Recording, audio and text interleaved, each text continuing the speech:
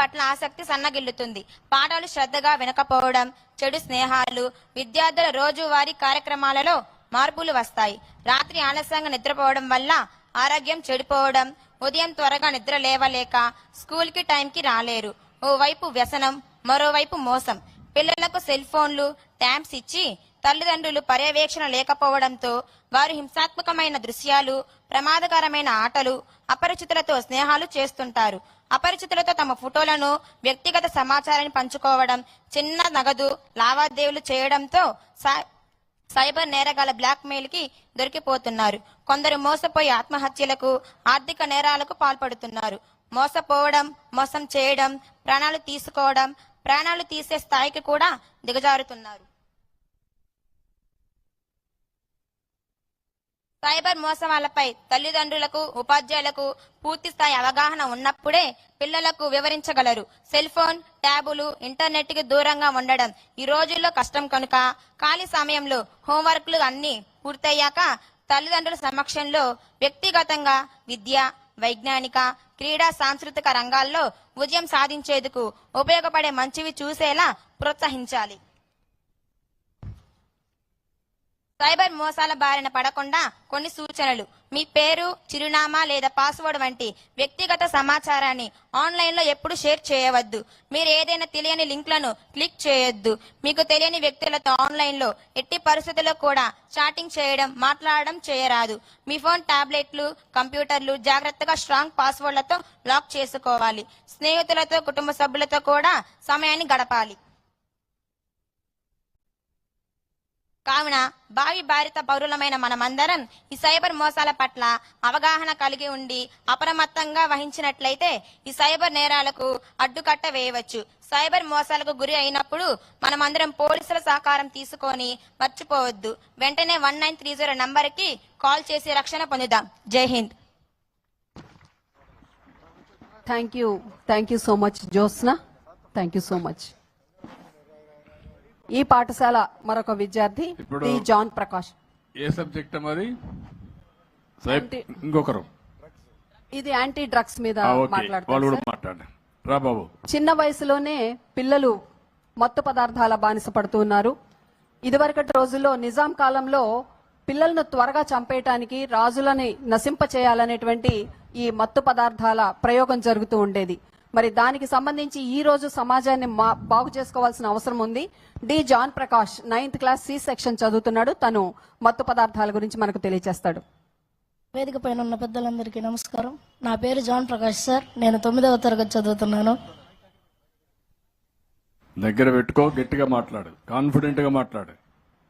Drugs వద్దు bro.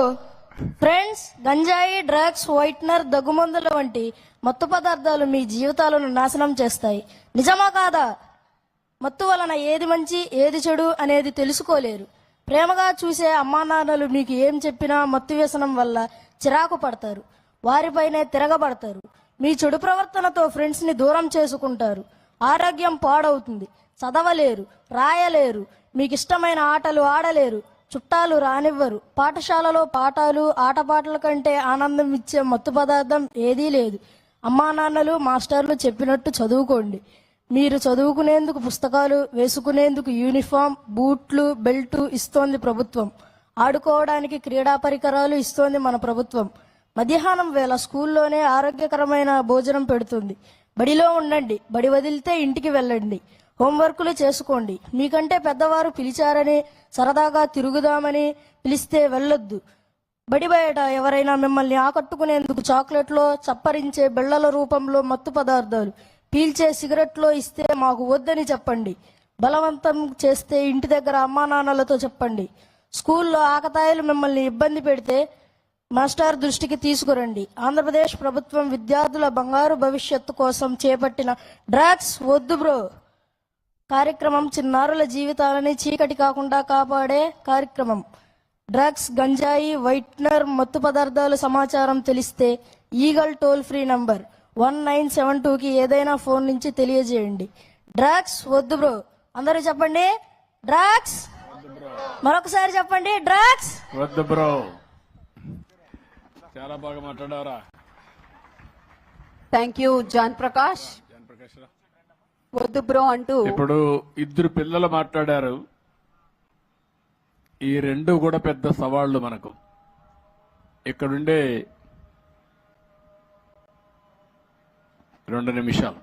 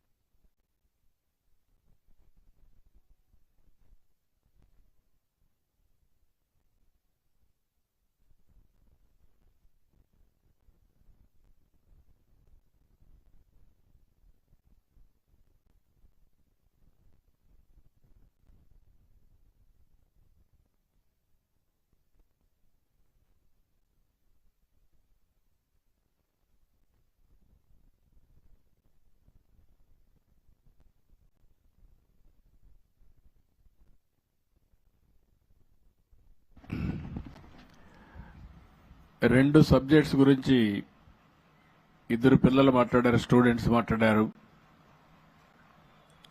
ఇక్కడుండే teachers, parents ఇద్దరు కూడా అర్థం చేసుకోవాల్సిన అవసరం ఉంది.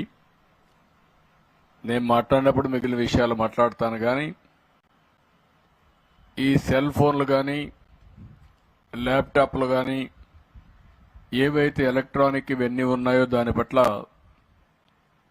పిల్లలు కూడా జాగ్రత్తగా ఉండాలి. ఈరోజు సైబర్ నేరగాళ్లు చాలామంది తయారయ్యారు. తయారైన తర్వాత మనం చూస్తే చాలా 1-2 కాదు, ఏదో ఫ్రెండ్షిప్ చేసినట్టు చేయడం, మాయమాటలు చెప్పడం, మభ్య పెట్టడం, వాళ్ళ జీవితాలతో ఆడుకునే పరిస్థితికి వచ్చారు. స్నేహం అనే పేరు పెట్టి అక్కడి నుంచి వాళ్ళ జీవితాన్ని నాశనం చేసి అదే మరిగా అశ్లీలమైనటువంటి ఫోటోలు కూడా తీసి బ్లాక్మెయిల్ కూడా చేసే పరిస్థితికి వస్తున్నారు. అంటే సమాజంలో ఒక మంచి జరిగినప్పుడు దానికి ఇంకొక కోణంలో చెడు కూడా ఉంటుంది. ఒక పక్క టెక్నాలజీ అవసరం, నిన్న కూడా నేను మాట్లాడాను, అది మన జీవితాలకి